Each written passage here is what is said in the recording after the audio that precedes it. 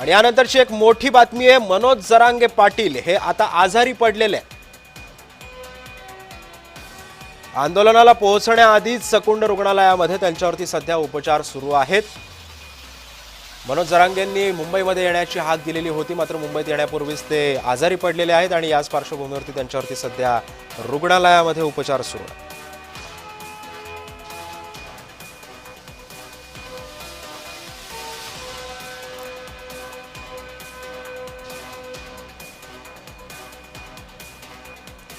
दरम्यान या संदर्भामध्ये अधिक माहिती देण्यासाठी जरांगेंचे समर्थक गंगाधर काळकुटे आपल्यासोबत आहे। गंगाधरजी, स्वागत आहे तुमचं जय महाराष्ट्रमध्ये।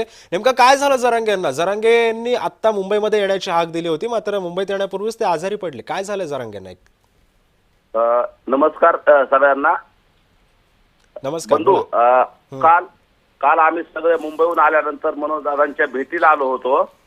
आंतरवली येथील सरपंचाच्या निवासस्थानी आम्ही चर्चा करत होतो पुढच्या 29 तारखेच्या कार्यक्रमाची तयारी आणि 1 ऑगस्टला त्यांचा वाढदिवस आहे तो रद्द करून इतर सामाजिक उपक्रम आणि स्वर्गीय महादेव भैया मुंडे यांच्या कुटुंबियाच्या न्याय मिळाला पाहिजे म्हणून एक बैठक दादांच्या नेतृत्वाखाली आयोजित केली, त्याची चर्चा चालू होती।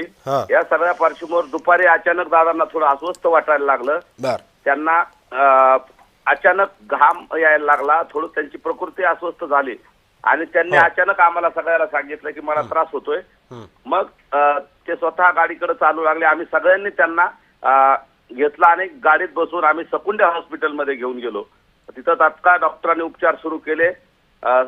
2 ते 2.5 तास सुरुवातीचे त्यांची तब्येत अत्यंत खराब होती, त्यांना काही कळत नव्हतं, त्यांच्या लक्षातही येत नव्हतं की ते एकदम शुद्ध हरपल्यासारखं दादांची तब्येत झाली होती। आम्ही सगळे चिंतित होतो, परंतु डॉक्टरांनी तात्काळ उपचार सुरू केल्यानंतर थोडं किंचित तब्येतीत सुधारणा झाली आणि रात्री उशिरा दादा शुद्धीवर आल्यानंतर मग ते थोडा त्रास त्यांना कमी झाला आणि मग त्यांनी सांगितलं की आता माझी तब्येत बरी आहे।